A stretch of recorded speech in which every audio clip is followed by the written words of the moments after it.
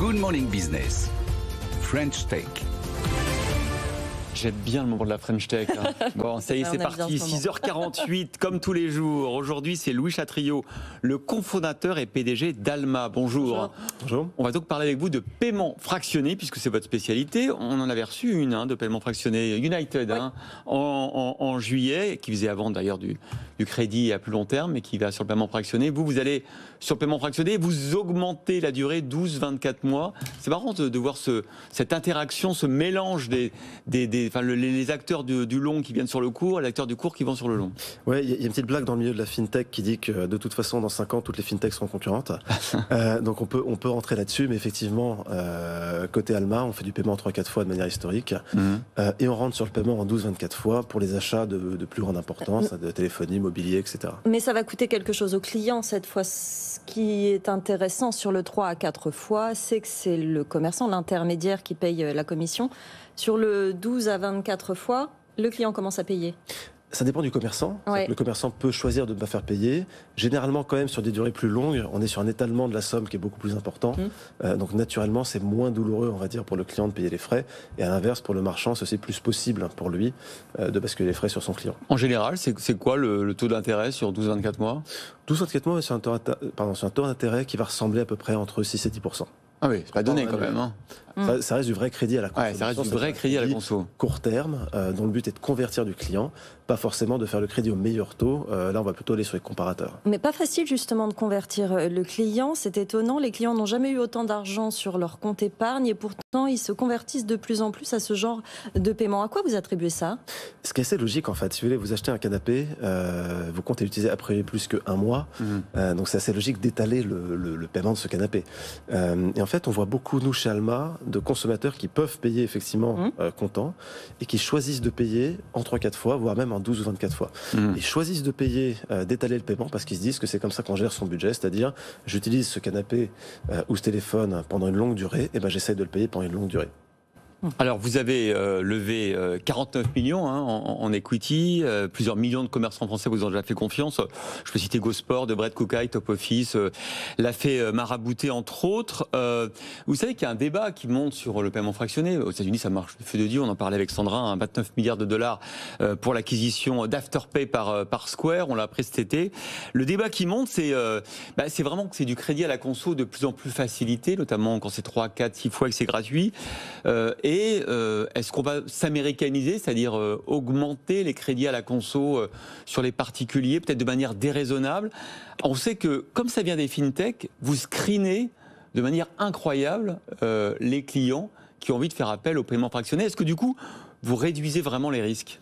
C'est intéressant parce que je pense qu'il y a cette espèce d'opposition qui est fausse entre le risque quelque part et l'amélioration ou l'augmentation de la taille de ce marché. C'est-à-dire que en ce moment, effectivement, c'est un peu le sujet, le paiement fractionné. C'est le sujet, le paiement fractionné, ouais.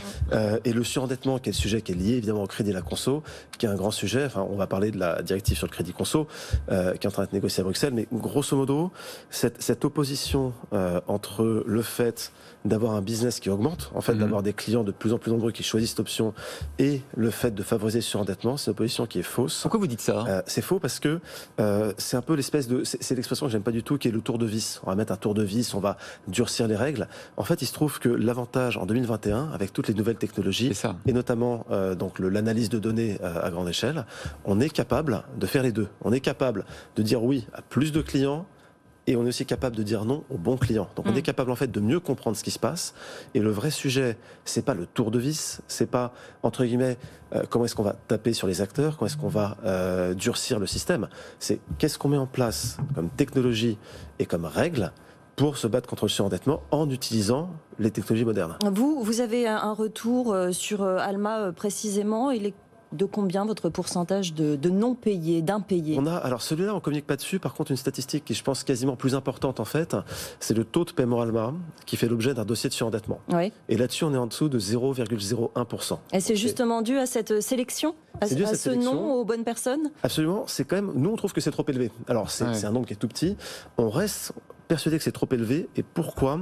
Parce que la chose à faire pour lutter contre le surendettement, c'est le partage des données bancaires, d'accord ? Donc ce qu'on appelle l'open banking. Sauf qu'aujourd'hui, l'open banking, les banques traînent des pieds, forcément, parce que c'est un avantage concurrentiel pour les banques de posséder, entre guillemets, les données de leurs clients. Nous, on pense qu'il faut prendre l'esprit de tous les textes, notamment le RGPD, qui sont parus dans les dernières années. Et cet esprit, c'est quoi ? Ce sont que les données devraient être contrôlées par les clients. Moi, client, je peux instruire ma banque de prendre mes données, de les donner à un prestataire de mon choix pour que ce prestataire me score. Et avec les données bancaires, on est en mesure de scorer de manière parfaite. Donc le problème, c'est un problème de volonté. C'est pas un problème, très clairement, de technique. C'est pas un problème de durcir. C'est un problème de volonté politique de demander aux banques de partager ces données. En fait, votre devise, ça pourrait être je ne prête qu'aux riches. Je ne prête qu'aux riches, je ne prête qu'aux gens qui peuvent rembourser, ce qui est plutôt une bonne devise, je dirais.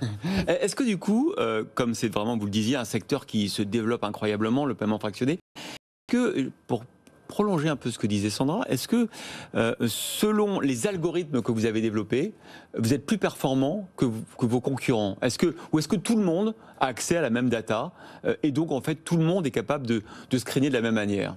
Ça c'est très intéressant, parce qu'il y a en fait deux questions dans la question, c'est-à-dire bien scorer, comprendre un client, c'est quelle est ma technologie et à quelles données j'ai accès.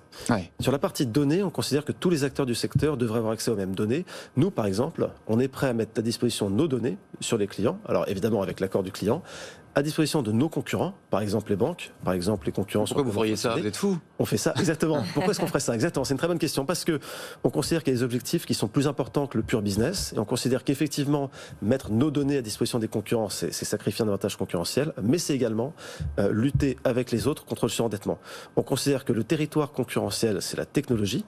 On pense que la technologie est meilleure que celle des concurrents. Effectivement, on est en fait la seule entreprise de paiement fractionné à utiliser à très grande échelle le machine learning pour scorer nos clients, mais on pense par contre que les données, quelque part la matière première, devraient être accessibles à tous. Encore une fois, nous on est prêts à le faire. 0,01% de dossiers qui vont en surendettement, c'est quand même pas beaucoup. Ouais. Ça fait combien réellement en nombre ? Ça fait très peu.